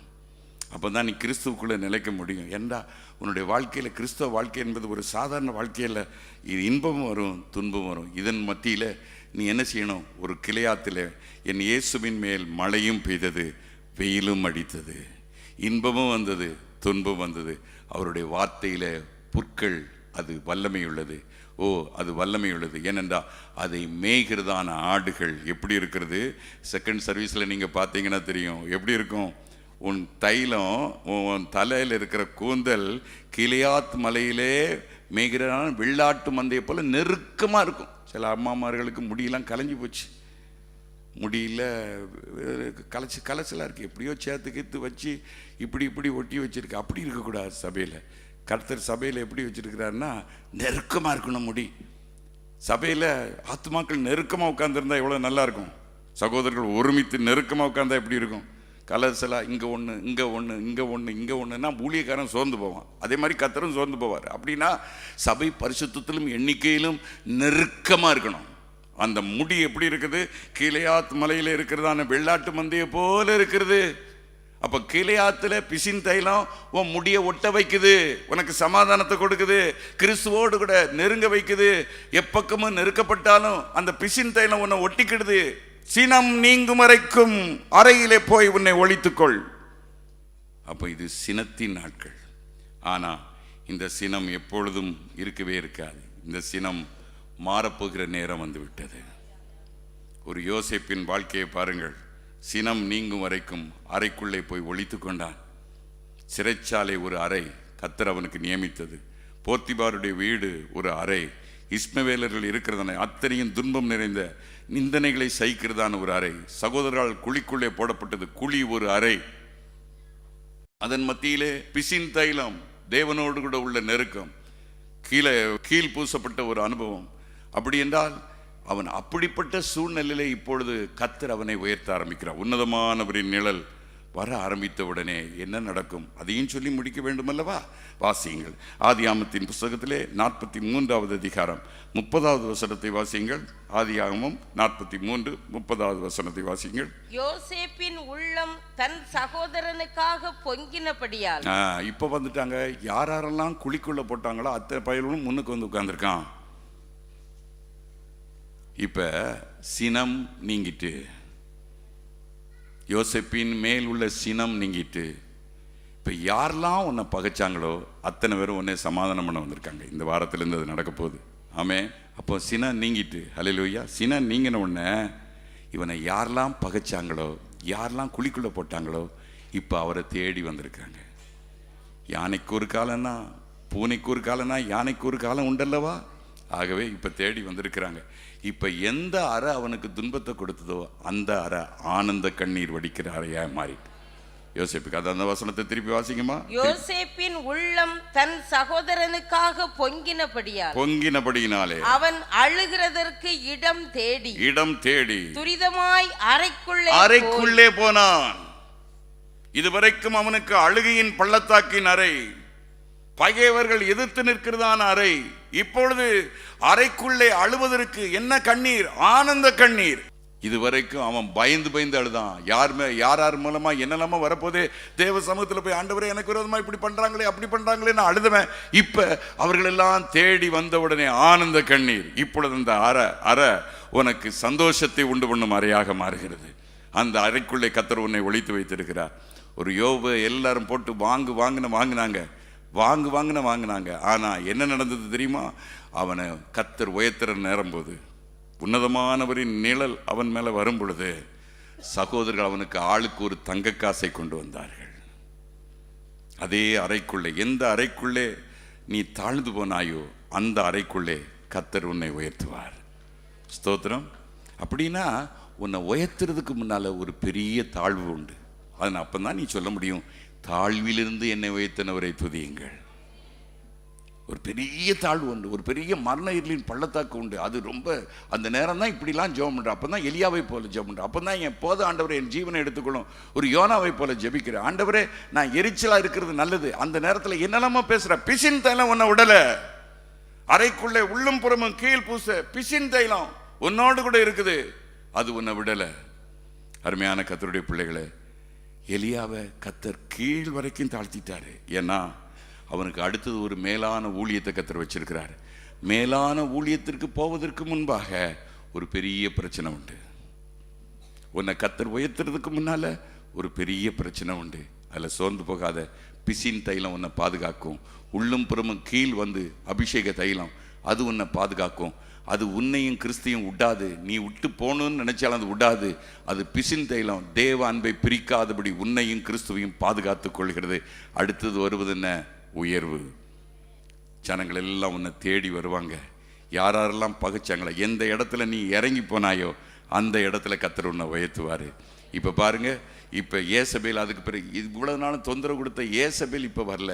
இப்போ என்ன செஞ்சுட்டு இப்போ கர்த்தர் என்னது, போ போ போ, ஓடு ஓடு ஓடு ஓடு ஓடு, வாழ்க்கையின் எல்லைக்கே ஓடினான். நேராக போனான். எங்கே போனான்? கர்மேல் மலையில் போய் நின்றான். கர்த்தர் சொல்றாரு, நீ அதை பற்றி கவலைப்படாத, இப்போ வேற ஊழியத்தை உனக்கு கொடுக்குறேன். அதுக்கு தான் இவ்வளவு சோதனை, அதுக்கு தான் இவ்வளவு வேதனை. உனக்கு வேற ஒரு ஊழியத்தை கொடுக்குறேன். என்ன ஊழியம் ஆண்டவரே? நீ போய் சமாரியாவிலே எலிசாவை உனக்கு பதிலாக அபிஷேகம் பண்ணு. ஆசகேலை சீரியாவின் ராஜாவாக அபிஷேகம். சீரியா அடுத்த தேசம். இதுவரைக்கும் இஸ்ரவேலுக்கு மாத்திரம்தான் உன்னை தீர்க்கதரிசியாக வைத்திருந்தார். இப்பொழுது சீரியாவுக்கு உன்னை ராஜாவாக்குகிறேன். கிங் மேக்கராய் வைத்து விட்டார். சீரியாவிலே ஆசகாலியை அபிஷேகம் பண்ணு, எருசலேமிலே யெகூவை அபிஷேகம் பண்ணு, அவன் ஏசபேலை கொல்லுவான். அப்படின்னா ஊழியத்தின் பாதையை கர்த்தர் மாற்றுகிறார். அதுக்கு முன்னால அவன் சூறைச்செடி என்கிறதான அறைக்குள்ளே பதுங்கிதான் தீர வேண்டும், ஒழித்துக் கொள்ளதான் தீர வேண்டும். தாவீதே, உனக்கு ஒரு பெரிய ஆசீர்வாதத்தை கர்த்தர் வைத்திருக்கிறார். அதற்கு முன்பாக சவுலுக்கு பயந்து சினம் விலகும் வரைக்கும் குகைக்குள்ளே நீ ஒளிந்துதான் தீர வேண்டும். எலியாவே, நீ சூறைச்செடிக்குள்ளே இருந்துதான் தீர வேண்டும். ஒரு யோனாவே, மீனின் வயிறு என்கிறதான அறைக்குள்ளே உன்னை ஒழித்துதான் தீர வேண்டும். இயேசு கிறிஸ்துவே, இவ்வளவு பெரிய ரட்சிப்பு உலகத்திற்கு வர வேண்டும் என்றால் நீர் கல்லறை என்கிறதான அறைக்குள்ளே ஒழித்துதான் கொள்ள வேண்டும். இத்தனை ஆசீர்வாதங்களை கர்த்தர் வைத்திருக்கிறார். எல்லாரும் எந்திரிச்சுங்க.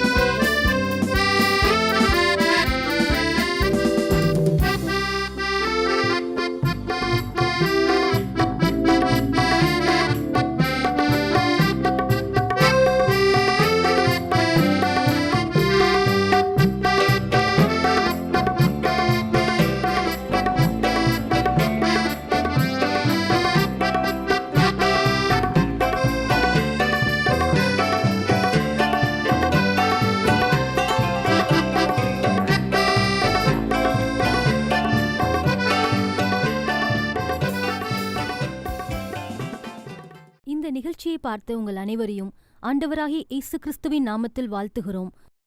உங்களுடைய ஜெப விண்ணப்பங்களுக்காகவும் நீங்கள் எங்களுடன் பகிர்ந்து கொள்ள விரும்புகிற உங்களுடைய சாட்சிகளுக்காகவும் நீங்கள் தொடர்பு கொள்ள வேண்டிய எங்களுடைய தொலைபேசி எண்கள் 8939112340. மற்றொரு தொலைபேசி எண் 8939112341. எங்கள் சபையின் மற்ற நிகழ்ச்சிகளையும் தினந்தோறும் கண்டு ஆண்டவரின் ஆசீர்வாதத்தை பெற்றுக்கொள்ள கீழ்க்கண்ட முகவரிக்கு தொடர்பு கொள்ளவும். சாரோனின் ரோஜா ஏஜி சபை, எண் 1718, ஜகரியா காலனி, முதல் தெரு, கோடம்பாக்கம், சென்னை 94. எங்கள் சபையின் ஆராதனை நேரங்கள் ஞாயிறு காலை 5 மணி முதல் 7 மணி வரை முதல் ஆராதனையும், 7 மணி முதல் 9 மணி வரை இரண்டாவது ஆராதனையும், 9 மணி முதல் 11 மணி வரை மூன்றாவது ஆராதனையும் மற்றும் 6:30 மணி முதல் 8:30 மணி வரை மாலை ஆராதனையும் நடைபெறும். ஒவ்வொரு புதன்கிழமை மாலை 6:30 மணி முதல் 8:30 மணி வரை உன்னத பாட்டு புத்தகத்திலிருந்து வேதபாட வகுப்பு நடைபெற்று வருகிறது. வெள்ளிக்கிழமை தோறும் காலை 10 மணி முதல் 12:30 மணி வரைக்கும் பொதுவான உபவாச ஜெபம் நடைபெறுகிறது. இந்த கூட்டங்களில் கலந்து கொண்டு நீங்கள் தெய்வ ஆசீர்வாதம் பெற்றுக்கொள்ளும்படி உங்களை அன்புடன் அழைக்கிறோம். கர்த்தர் தாமே உங்களை ஆசீர்வதிப்பாராக. ஆமேன்.